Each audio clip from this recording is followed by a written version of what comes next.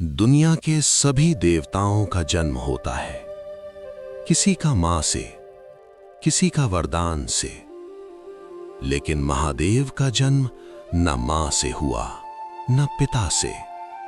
तो फिर आखिर शिव इस ब्रह्मांड में प्रकट कैसे हुए? इस सृष्टि के जन्म से पहले न धरती थी, न आकाश, न सूरज, न चांद, न समय था, न दिशाएं, न जीवन, न मृत्यु। सिर्फ एक अनंत शून्य जो बिल्कुल खाली नहीं था। उस शून्य के बीच एक स्पष्ट स्पंदन था, जैसे कोई शक्ति अपनी ही सांस महसूस कर रही हो।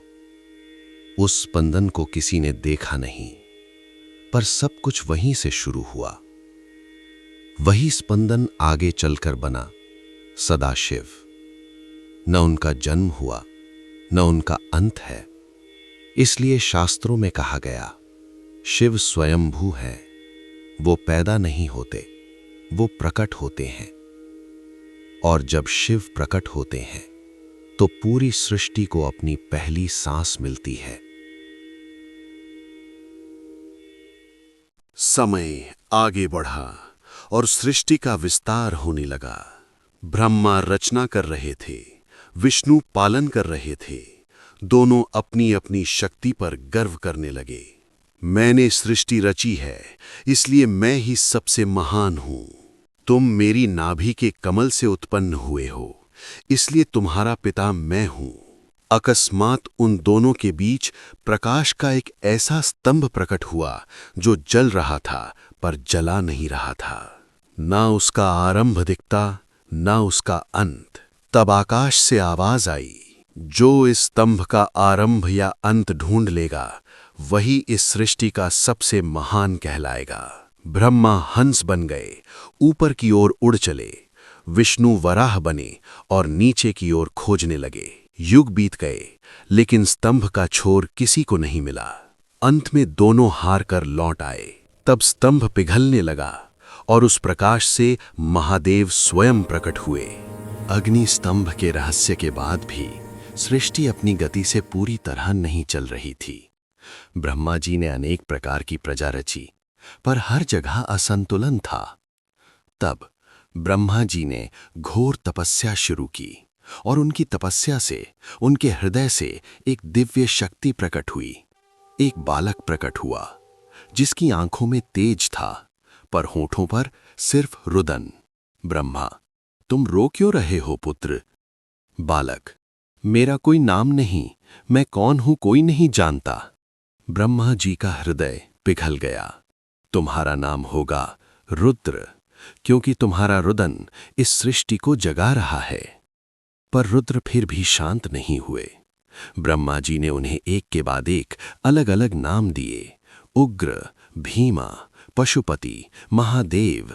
जब 11 नाम पूरे हुए तब रुद्र शांत हुए।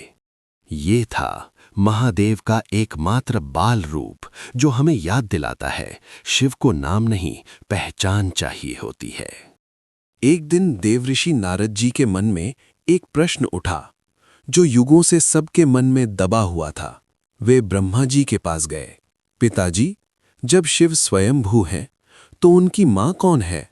ब्रह्मा जी मुस्कुराए और बोले, पुत्र, जिस शक्ति से सृष्टि चल रही है, जिस शक्ति के बिना कोई देवता भी कुछ नहीं, उस शक्ति को हम महाशक्ति दुर्गा कहते हैं। प्रकृति ही शिव की मां है और शिव ही प्रकृति के स्वामी। इसीलिए शास्त्रों में लिखा है, शिव बिना शक्ति शव हैं और शक्ति बिना शिव अंधे हैं।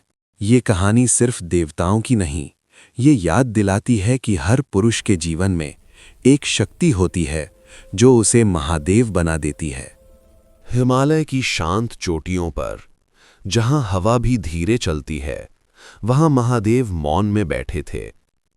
ना वे बोल रहे थे, ना कुछ लिख रहे थे, पर उनका मौन ही ज्ञान बन रहा था।